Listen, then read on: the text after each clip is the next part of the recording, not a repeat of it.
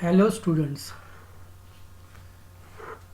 आज हम chapter 4 data transfer between files SQL databases and data frames के अंदर नेक्स्ट टॉपिक करने जा रहे हैं, जो कि आपका पेज नंबर 253 पे दिया गया है, जिसका नाम है reading from CSV files having separated different from coma.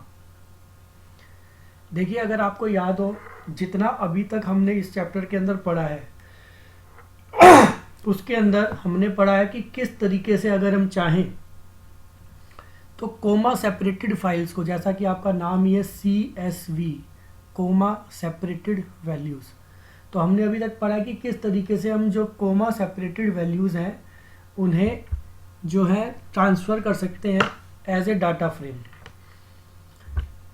लेकिन कई बार हमारे पास जो फाइल है वो कोमा सेपरेट की बजाय कोई अनदर साइन भी हो सकता है। तो यही आपका ये टॉपिक है, reading from CSV file having separator different from comma. देखिए, मैं दिखाता हूँ आपको, मैंने शायद पिछली क्लास के अंदर भी आपको दिखाया होगा। C कॉलन के अंदर डाटा के अंदर ये हमारी पर्टिकुलर फाइल है जिसका नाम है माई डाटा। तो नोटिस कीजिए, यहाँ पर ये आपके कोमा लगे हुए हैं, this is known as CSV file. ये मैंने नोटपैड के अंदर बनाई हुई है, जिसे कोमा सेपरेटेड वैल्यूज या कोमा सेपरेटेड वैल्यूज फाइल कहा जाता है या फॉर्मेट कहा जाता है। हमने यही चीज़ अगर देखिए यहाँ पर सेव कर रखी है एक्सेल के अंदर नोटपैड की बजाय, तो ये कुछ इस तरीके से नज़र आ रही है ये भी CSV फाइल। देखिए, अगर हम देखेंगे तो इसमें लिखा आता है यहाँ पर, तो ये देखिए मैं आपको दिखाऊँ यहाँ पर, तो ये लिखा हुआ है इसके आगे, ये देखिए, ये तो दिखा रखा है text document, that is notepad file. But इसके अलावा जितनी भी फाइलें हैं यहाँ पर, जिनको हम कई दिनों से यूज़ भी कर रहे हैं, आपने भी ध्यान दिया होगा पिछली 2 वीडियोस के अंदर, तो ये सभी माइक्रोसॉफ्ट एक्सेल के अंदर बनी हुई कोमा सेपरेटेड वैल्यूज़ फाइल है, जिसके अंदर हम चाहें तो आइदर कोमा या चाहें तो किसी अनदर साइन का भी यूज़ कर सकते हैं। यूजुअली कोमा होता है, लेकिन अगर चाहें तो किसी अन्य साइन का भी यूज़ किया जा सकता है। जैसे कि ये हमारा प्रोग्राम है, इसके अंदर माई डाटा 1 जो फाइल है वो यूज़ की गई है। तो चलिए हम माई डाटा 1 को ही देख लेते हैं एक बार कि माई डाटा 1 के अंदर क्या लिखा हुआ है। तो देखिए, माई डाटा 1 ये फाइल है। अगर आप नोटिस करें तो यहाँ पर जो है हमारा डाटा कुछ इस प्रकार से दिखाई दे रहा है। डैट मीन्स इसके अंदर जो वैल्यूज़ लिखी हुई हैं उनके बीच में जो सेपरेटर है वो सेपरेटर बजाय कोमा के सेमी कोलन यूज़ किया हुआ है। तो आप चाहें तो अदर साइंस का, that means other than comma, semicolon का, पाइप सिंबल का, @ का, कई तरह के हमारे जो साइन है कीबोर्ड के ऊपर, उनका भी यूज़ कर सकते हैं टू सेपरेट दी वैल्यूज़। और जब हम ऐसा करते हैं तो उस केस में उन सेपरेटेड वैल्यूज़ को किस तरीके से ट्रांसफ़र किया जाएगा, एक तरीके से पाइथन में इंपोर्ट किया जाएगा। तो उसके लिए क्या आपकी कमांड है वो मैं आपको दिखा रहा हूँ। ये देखिए आपको कैसे लिखना होगा। एक आपका आर्ग्यूमेंट ऐड हो जाएगा सिंपली, और उस आर्ग्यूमेंट का नाम है SEP, जो कि सेपरेटर बताने के लिए यूज़ किया गया है। नोटिस कीजिए pd.read.csv जैसे हम पहले यूज़ कर रहे थे, साथ ही साथ फाइल पाथ C ड्राइव के अंदर डाटा फोल्डर, डाटा के अंदर माई डाटा 1, CSV फाइल का नाम है हमारी, comma separator is equal to semicolon. अगर आप अदर देन कोमा कोई भी सेपरेटर यूज़ कर रहे हैं तो आपको इस आर्ग्यूमेंट का यूज़ करना होगा। आप यहाँ पर कोमा करते हैं तो आपको बताने की ज़रूरत नहीं है, लेकिन कोमे के अलावा कोई भी अन्य आप सेपरेटर यूज़ करते हैं तो आपको SEP is equal to single quotes के अंदर उस सेपरेटर को बताना होगा कि अदर देन कोमा कौन सा सेपरेटर यूज़ किया गया। बाकी का वही आर्ग्यूमेंट है हमारा, नेम्स जैसे हम पहले यूज़ करते आ रहे हैं। नेम्स के अंदर हमारे जो भी कॉलम के नेम्स हैं वो यहाँ से जो दिए गए हैं वो लिखे जाएंगे। तो देखिए, मैं आपको इसको रन करके दिखाता हूँ। ये मैंने आपको माई डाटा 1 फाइल दिखा दिया है, ये ऑलरेडी यहाँ ओपन भी है। दोबारा देखना चाहते हैं दोबारा देख सकते हैं। This is our file my data 1, देख सकते हैं ये CSV फाइल है। कहा इसे CSV फाइल ही जाएगा, कोमा सेपरेटेड वैल्यूज़ कहा जाएगा, लेकिन यहाँ पर कोमे की जगह साइन चेंज हो गया है। तो देखिए लिखा हुआ है, some CSV files are so created that their separator character is different from comma such as semicolon, जैसा कि हमारे केस में, और पाइप सिंबल जैसा मैंने अभी आपको कुछ देर पहले बताया था, एटसेट्रा और भी हो सकते हैं इसके अलावा। To read data from such CSV file you need to specify an additional argument as SEP, जो मैंने अभी अभी आपको बताया। तो ये आपका SEP जो है ये आर्ग्यूमेंट यूज होगा जिससे कि उसे पता चलेगा कि अदर देन सेपरेटर कौन सा करेक्टर यूज किया गया है। तो SEP is equal to separator character जो भी है वो आप बता देंगे और उससे वो उसे पता चल जाएगा कि कौन से करेक्टर को यूज किया गया है। तो देखिए मैं रन करके दिखाता हूँ। ये आपकी बुक में पेज नंबर 253 पे इसके बारे में दिया गया है। मैं थोड़ा सा इसको यहाँ पर और अधिक चेंज करके बता रहा हूँ। तो ये टेबल का नाम चेंज है, यहाँ पर माई डाटा 1 हमने लिया बजाय वहाँ पर आपका जो है match.csv का अनदर टेबल ली गई है। तो जो हमारे पास अवेलेबल थी अपने वही टेबल ले लिया है। नोटिस कीजिए ये हमारा डाटा फ्रेम क्रिएट हो गया है जब हमने सेपरेटर बता दिया है। अगर मैं सेपरेटर नहीं बताता तो देखिए क्या होता। तो नोटिस कीजिए अगर मैं ये यहाँ से हटा देता हूँ, एक बार कंट्रोल X कर देता हूँ और अब रन करता हूँ इसे, तो देखिए कैसे आ रहा है। नोटिस कीजिए जो हमारी वैल्यूज़ पहले रोल नंबर के नीचे सिर्फ रोल नंबर, फर्स्ट नेम के नीचे नाम आ रहा था और लास्ट नेम के नीचे लास्ट नेम आ रहा था, वो सब अब एक ही कॉलम में इकट्ठा हो गया है रोल नंबर के नीचे और बाकियों में नैन वैल्यूज़ डाल दी गई है। तो अगर हम कोमे के अलावा कोई अनदर सेपरेटर यूज़ करते हैं वैल्यूज़ को सेपरेट करने के लिए, जैसे कि हमारे केस में हमारी फाइल के अंदर सेमीकोलन यूज़ किया हुआ है और हम स्पेसिफिकेशन नहीं देते, उसको बताते नहीं हैं, तो उस केस में जो भी वैल्यूज़ है उसको सिंगल वैल्यू मान लिया जाएगा और एक ही कॉलम जनरेट कर दिया जाएगा। अगर हमने यहाँ पर ये नेम्स के आगे फर्स्ट नेम लास्ट नेम नहीं दिया होता तो ये कॉलम्स हमारे क्रिएट ही ना होते, सिर्फ एक ही कॉलम क्रिएट होता जो कि हमारा ओरिजिनल कॉलम है। देखिए करके देखते हैं एक बार उसको भी। मैं एक बार इसको दोबारा से पहले तो पेस्ट कर दे रहा हूँ और अब चाहता हूँ कि ये पूरा ही हट जाए, तो इस पूरे को ही हटा देते हैं, इवन नेम्स आर्ग्यूमेंट को भी हटा देते हैं एक बार के लिए। ये देखिए सिर्फ फाइल का नाम दिया है हमने और अब इसे रन करके देखते हैं कि हमें क्या शो करता है। नोटिस कीजिए हमारा एक सिंगल कॉलम जनरेट हो गया है विदाउट हेडिंग, मतलब पहली रो को हेडिंग मान लिया उसने। अगर हम कर दें यहाँ पर header is equal to none तो उस केस में यहाँ पे 0 कॉलम का नाम लिखा जाएगा। नहीं लिखा है तो इसने पहली रो जो हमारी टेबल की है उसको फर्स्ट हेडिंग रो मान लिया, तो ये हेडर रो बना दिया। बाकी की रिमेनिंग जो है वो रोज बन गई है जिनकी इंडेक्सिंग 0 1 2 3 कर दी गई है। तो सिंपल सी चीज़ है कि अगर आप सेपरेटर कोमा की जगह कोई अन्य यूज़ कर रहे हैं तो उस केस के अंदर आपको उसे स्पेसिफाई करना जरूरी है। SEP is equal to single quotes में उसको आपको बताना है कि आपका सेपरेटर कौन सा है। दोबारा रन करके दिखा देता हूँ आपको ये कमांड।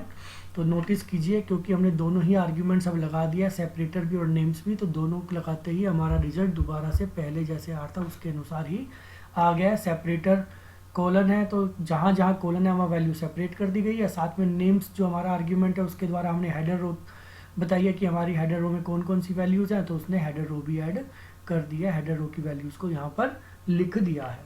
तो इस तरीके से अगर चाहें तो हम क्या कर सकते हैं, सेपरेटर अदर देन कोमा का भी यूज़ कर सकते हैं। आप देखेंगे अपनी बुक के अंदर एग्जाम्पल नंबर 7, देखिए मेरे पास भी शायद अवेलेबल है, मैं दिखा देता हूँ आपको। Yes it is here. तो देखते हैं एक बार एग्जाम्पल नंबर 7 के अंदर। अब देखिए यहाँ पर एक अनदर कैरेक्टर टैब, आप जानते होंगे कीबोर्ड पे की होती है टैब कैप्स लॉक के जस्ट ऊपर, उसका ये कैरेक्टर है /T बोलते हैं उसको। तो यहाँ पर /T यूज़ किया गया है इंस्टेड ऑफ टैब के। तो टैब लिखने की बजाय आप ये /T, इसे स्पेशल कैरेक्टर बोलते हैं, तो आप ये स्पेशल कैरेक्टर देंगे एज ए सेपरेटर। हमारे पास एक फाइल है माई डाटा 2, चेक कर लेते हैं एक बार, आपको दिखा भी देता हूँ। माई डाटा 2, ये देखिए इसके अंदर दिखाया नहीं गया टैब, लेकिन ये जो फाइल है इसके अंदर टैब दिया हुआ है। जब इसको बनाया गया तो टैब के द्वारा ही, क्योंकि अगर हम यहाँ पर टैब करते हैं तो वो नेक्स्ट सेल में चला जाता है, तो जब इसको टाइप किया गया उस समय पर इसमें टैब देकर इसको स्टोर किया गया है। तो जहाँ पर टैब कैरेक्टर है, जब हम इसको रन करेंगे तो देख पाएंगे आप, इसको आपको और आसानी से पता चल जाएगा कि टैब अगर दिया होगा तो ही ये हमारा डाटा फ्रेम क्रिएट करेगा, टैब नहीं दिया होगा तो ये डाटा फ्रेम को क्रिएट नहीं करेगा। तो मैं आपको दिखा देता हूँ इसका आउटपुट एक बार। तो नोटिस कीजिए ये हमारा, हमने वही सेम कमांड दी हुई है, बाकी सब कुछ सेम है। सेपरेटर /T कर दिया सिर्फ हमने यहाँ पर, क्योंकि हमने अपनी फाइल के अंदर टैब देकर अपनी वैल्यूज़ को जो है वो स्टोर किया हुआ है। तो इस तरीके से जो है हमारा ये रिजल्ट हमारा चेंज कर देगा। तो देखते हैं एक बार, ये देखिए मैं इसको रन करता हूँ यहाँ पर।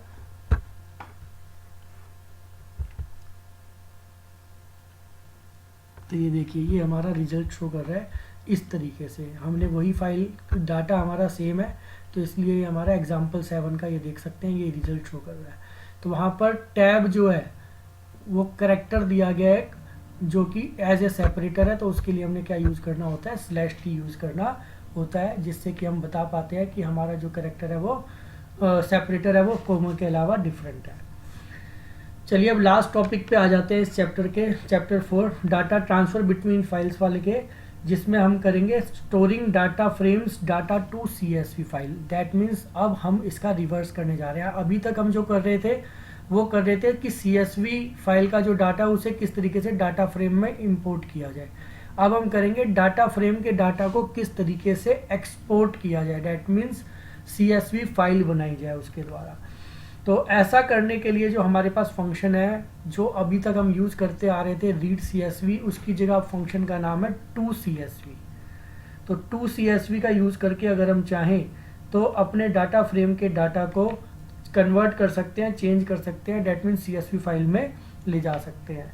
उससे पहले एक थोड़ी सी चीज़ आपको बता दूं कि पेज नंबर 253 के ऊपर अगर आप ध्यान से देखें तो आपका समराइजेशन दे रखी है रीड CSV फंक्शन की, जिसमें बताया गया कि हम कौन कौन से जो आर्ग्यूमेंट है वो यूज़ करते हैं रीड CSV फंक्शन के साथ। तो आप देख सकते हैं यहाँ ब्रैकेट में लिखा गया फाइल पाथ, जैसा कि हमारे केस में आप देख सकते हैं ये हमारा फाइल पाथ है, यहाँ पर ये हम फाइल पाथ यूज़ कर रहे हैं। अदर देन दिस सेपरेटर, जैसा कि अभी अभी हमने इसके अंदर यूज़ किया, ये हमारा सेपरेटर है। देन नेम्स, ये भी इसके अंदर यूज़ किया हुआ है जो हम अपनी हेडर रो को बताने के लिए यूज़ करते हैं। इसके अलावा अगर आपने देखा हो तो लास्ट वीडियो के अंदर हमने डिस्कशन किया था इंडेक्स कॉलम के बारे में। अगर हम किसी पर्टिकुलर कॉलम को इंडेक्स बनाना चाहते हैं तो उसके लिए index column exactly index call हमारा आर्ग्यूमेंट है, उसे यूज़ किया जाता है। इसके अलावा एक हमारा जो आर्ग्यूमेंट है वो हेडर है। हेडर का यूज़ किस लिए किया जाता है, अगर हम चाहते हैं कि कोई हेडर रो बने ही ना, हमारे डाटा में हम कोई हेडर रो रखना ही नहीं चाहते, तो उसके लिए हेडर आर्ग्यूमेंट है। और इसके अलावा दो अनदर जो आर्ग्यूमेंट है डेट इज स्किप रोज, जो कि कितनी रोज हम छोड़ना चाहते हैं ऊपर से टॉप से, उसके लिए एंड रोज, कितनी रो हम स्क्रीन के ऊपर दिखाना चाहते हैं, जो हमारी टोटल CSV फाइल है उनमें से कितनी रोज हम दिखाना चाहते हैं, डाटा फ्रेम में ले जाना चाहते हैं, उसके लिए एंड रोज आर्ग्यूमेंट का यूज़ किया जाता है। तो इस तरीके से ये आपके डिफरेंट जो है आर्ग्यूमेंट्स है जिसको हम यहाँ पर यूज़ कर सकते हैं। तो हम बात कर रहे थे टू CSV फंक्शन की। टू CSV फंक्शन जो है वो हमारा किसके लिए, रिवर्स करने के लिए है। डैट मीन्स हमारे डाटा फ्रेम के डाटा को कन्वर्ट करने के लिए किस चीज़ के अंदर, CSV फाइल के अंदर कन्वर्ट करने के लिए इसका यूज़ किया जाता है। तो चलिए मैं आपको एक प्रोग्राम दिखाता हूँ जिसके थ्रू आपको बताएंगे कि किस तरीके से हम अपने डाटा फ्रेम के डाटा को कन्वर्ट कर सकते हैं CSV फाइल के अंदर। पेज नंबर 254 के ऊपर एक इस तरीके का प्रोग्राम दिया गया है, मैं आपसे वही डिस्कस कर रहा हूँ और आपको बता रहा हूँ कि किस तरीके से इसका यूज़ करके हम जो है अपने डाटा फ्रेम के डाटा को यूज़ कर सकते हैं, ट्रांसफ़र कर सकते हैं CSV फाइल के अंदर। तो देखिए हम लोगों ने एक पुराना हमारे पास डाटा फ्रेम था उसी का यूज़ कर लिया, इंस्टेड की नया डाटा फ्रेम बनाए हम। अगर याद हो तो हमारे चैप्टर 2 के अंदर शायद ये एक डाटा फ्रेम था, MKS कुछ करके इसका नाम था, हमने उसी को यहाँ पर डाटा फ्रेम को यूज़ कर लिया। अब जैसा कि अगर आप ध्यान दें तो पेज नंबर 254 पे इसके बारे में बताया गया, as no separator has been mention it will take default separator character. अगर आप कोई भी स्पेसिफिकेशन नहीं देते, मैं हटा देता हूँ, ये मैंने लगा रखा है, इसको मैं हटा देता हूँ अभी, इसको हम बाद में डिस्कस करेंगे, पहले विदाउट सेपरेटर डिस्कस करते हैं। तो देखिए अगर हमने सिर्फ ये कमांड दिया मान लीजिए, तो कहते हैं कि अगर हमने कोई सेपरेटर डिस्क्राइब नहीं किया, मेंशन नहीं किया, तो it will take default separator character such that comma to separate data in CSV file. अगर हम नहीं बताते हैं तो उस केस में कोमा ही सेपरेटर रहेगा। Also even if there exist a file with the same name at the given location it will simply overwrite the file without any warning। Underline कर सकते हैं आप इसे पेज नंबर 254 के ऊपर, जो रेड कलर की टॉप लाइन लिखी है उसके जस्ट नीचे लिखा हुआ है, पैराग्राफ की लास्ट लाइन है, also even if there exist a file with the same name at the given location it will simply overwrite the file without any warning. तो ये आपकी फाइल को ओवरराइट भी कर देगा, अगर पहले से उस नाम की फाइल है, एरर नहीं देगा, वो उसे ओवरराइट कर देगा। तो चेक करते हैं एक बार, ये मैंने रन किया प्रोग्राम, नोटिस कीजिए। तो ये तो डाटा फ्रेम मैंने आपको दिखाने के लिए सिंपली यहाँ पर बता दिया है प्रिंट df7, ये कमांड वैसे एग्जीक्यूट करने का कोई फ़ायदा नहीं है क्योंकि इसका कोई रिजल्ट यहाँ नहीं आएगा। इसको देखने के लिए कि क्या ये CSV फाइल क्रिएट हो गई है नहीं हो गई है, हमें C ड्राइव में डाटा फोल्डर में जाके चेक करना पड़ेगा कि क्या वहाँ न्यू नाम की कोई फ़ाइल क्रिएट हुई है। तो चलिए चलते हैं और चेक करते हैं। ये देखिए, ये मेरा C ड्राइव के अंदर डाटा फोल्डर है और इसके अंदर न्यू नाम की ये फ़ाइल यहाँ पर उपलब्ध है। चेक कर लेते हैं। तो आप देखिए, ये जो हमने वहाँ पर वैल्यूज़ दिए हैं उसके अकॉर्डिंग, उसके अनुसार ये हमारे पास यहाँ पर वैल्यूज़ आ गई हैं। अगर आप नोटिस करें तो यहाँ पर ये पर्टिकुलर IP के अंदर एक कॉलम खाली है और इसी तरीके से मैथ के अंदर लास्ट कॉलम खाली है। तो इसका कारण यह है कि वहाँ पर हमने क्या कर रखा है, नल वैल्यूज़ है हमारे पास, नल वैल्यूज़ को इसने यहाँ पर खाली छोड़ दिया है। जो एक्स्ट्रा फाइल्स है मैं एक बार उसको बंद कर दूँ ताकि कि वो आपकी यूज़ में ना आए। अब देखिए, मैं एक बार आपको चेक भी करा देता हूँ। तो आप चेक करें, यहाँ पर जो हमारी वैल्यूज़ है, IP के अंदर एक ये वाली वैल्यू जो है खाली है, देख सकते हैं सेकंड पे np.nan लिखा हुआ है और मैथ के अंदर लास्ट में np.nan लिखा हुआ है। तो ये दो हमारे जो नैन वैल्यूज़ के कॉलम है, नल जिसे हम कहते हैं, उन जगहों पर ब्लैंक छोड़ दिया गया, बाकी ये फाइल क्रिएट कर दी गई है। अगर आपको लगता है कि नहीं ऐसा, ये तो पहले की ही बना रखी है, तो मैं आपके सामने एक बार इस फाइल को डिलीट कर देता हूँ और फिर दोबारा चला के दिखाऊंगा आपको इस प्रोग्राम को। लेकिन उससे पहले मैं आपको बता दूं, यहाँ पर देखिए मैं इसको दोबारा चलाता हूँ। इस बार इसने एरर दे दिया। क्यों दिया? क्योंकि ये फाइल मेरी ओपन है। अगर ये फाइल ओपन होगी तो ये उसके ऊपर काम नहीं कर पाएगा, तो मुझे फाइल को बंद करना आवश्यक है। तो मैंने फाइल को बंद भी कर दिया, साथ ही साथ मैं यहाँ पर जाके इसको डिलीट कर रहा हूँ। देखिए सेम पाथ पे मैंने इस फाइल को यहाँ से डिलीट कर दिया। अब आप चेक कर सकते हैं, न्यू नाम की कोई फाइल उपलब्ध नहीं है यहाँ पर। C ड्राइव में डाटा फोल्डर में हैं हम दोबारा जा रहे हैं, हमने दोबारा से प्रोग्राम रन किया और अब इस बार देखते हैं। ये देखिए, इस बार कोई एरर नहीं आया क्योंकि फाइल भी बंद है हमारी, और है ही नहीं बंद, तो खैर क्या है, डिलीट ही कर दिया हमने। और अब हम इसको जाके चेक करते हैं माई कंप्यूटर के अंदर, C ड्राइव के अंदर, डाटा के अंदर। ये देखिए न्यू फाइल बन गई है। अब चेक करते हैं तो दोबारा से वही फाइल हमारे पास बन के तैयार हो जाएगी। अगर हम सेपरेटर चेंज करना चाहते हैं, देना चाहते हैं, कोमा के अलावा कोई दूसरा लगाना चाहते हैं, तो ऐसा करने के लिए हमारे पास कमांड है, हम दे सकते हैं यहाँ पर SEP सेपरेटर, जैसे हम पहले देते आए हैं वैसे ही देंगे। ये देखिए मैं दिखाता हूँ आपको, जैसे अभी हमने कुछ देर पहले यहाँ लगा हुआ था उसे हटा दिया था। ये देखिए, ये हमारा एक आर्ग्यूमेंट है SEP is equal to pipe symbol, ये पाइप का सिंबल है। हम इसे देकर अगर चाहें तो अपना जो सेपरेटर कैरेक्टर है वो चेंज कर सकते हैं। तो एक बार दोबारा हम इसको रन करते हैं। ये इस बार एरर दे दिया, रीजन बिंग वही है कि फाइल खुली हुई है। इसको बंद कर देते हैं। अब चलाएंगे, चाहे डिलीट नहीं भी है उपलब्ध है तो भी उस पर ओवरराइट कर देगा। ये देखिए कमांड इस बार रन कर गई है, कोई एरर नहीं आया, इट मीन्स रन कर गई है। और अब मैं आपको दिखाऊं तो न्यू के अंदर ये दिखाई तो खैर नहीं देगा पाइप सिंबल, या चेक करते हैं एक बार। ये देखिए दिखाई दे रहा है, तो ये पाइप का सिंबल आ गया बीच में। तो जो भी हमारी वैल्यूज़ है उसके अंदर बीच में पाइप का सिंबल इंसर्ट कर दिया गया बजाय कोमा के।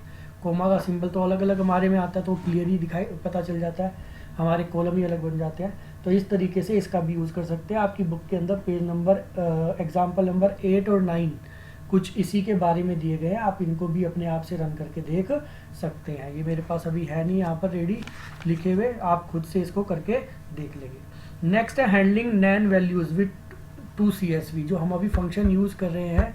अगर हमारे पास, जैसे कि हमारे केस के अंदर अगर आप नोटिस करो, मैं एक बार दोबारा आपको ये दिखाता हूँ, तो आप देखो यहाँ पर कुछ जगहों पे तो 4 वैल्यूज़ हैं, कुछ जगहों पे सिर्फ 3 ही वैल्यूज़ है। जैसे कि यहाँ पे देखो 2 पाइप सिंबल इकट्ठे हैं, रीज़न बिंग क्योंकि सेकंड प्लेस खाली था, अभी हमने कुछ देर पहले भी देखा था, और मैथ में लास्ट प्लेस खाली है हमारे पास।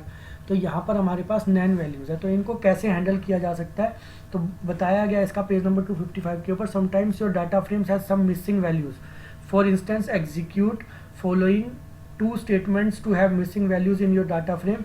You must have import numpy library as np prior to executing following statement। और फिर आप नैन वैल्यूज़ को अगर चाहें तो एक हमारे पास आर्ग्यूमेंट है na_rep का यूज़ करके, और फिर आप चाहें तो इसको वहाँ पर नल स्पेसिफाई कर सकते हैं। तो अगर आप ये आर्ग्यूमेंट दे देते हैं तो उस केस के अंदर आपको ये दिक्कत नहीं आएगी, आपकी ब्लैंक वैल्यूज़ नहीं आएंगी। तो देखिए मैं करके दिखाता हूँ आपको। मैंने इसी प्रोग्राम के अंदर, क्योंकि हमारे पास ऑलरेडी इसके अंदर दो प्लेसेस के ऊपर जो है वैल्यूज़ उपलब्ध हैं जो कि नैन वैल्यूज़ है, तो मैंने यहाँ पर एक अनदर आर्ग्यूमेंट यूज़ किया NA_REP is equal to null. जो भी हम स्ट्रिंग देना चाहते हैं वो हमें स्पेसिफाई करना पड़ेगा। हमने ये स्पेसिफाई किया और अब हम इसको रन करते हैं। यहाँ पर ये फाइल खुली होने के कारण एरर आ रहा है, फाइल हमें बंद करनी पड़ेगी क्योंकि जब तक फाइल ओपन रहेगी उस पर ओवरराइट नहीं किया जा सकता। तो दोबारा से एक बार रन करते हैं। देखिए इस बार ये रन हो गई है और अब हम अपनी वहीं पे जाके चेक करते हैं फाइल को। दोबारा से इसको ओपन करते हैं, न्यू फाइल को। नोटिस कीजिए यहाँ पर दो प्लेसेस के ऊपर जहाँ पहले कुछ भी नहीं लिखा आ था वहाँ पर अब नल लिखा आ गया। IP के अंदर सेकंड प्लेस एंड मैथ के अंदर लास्ट प्लेस नल आ गया।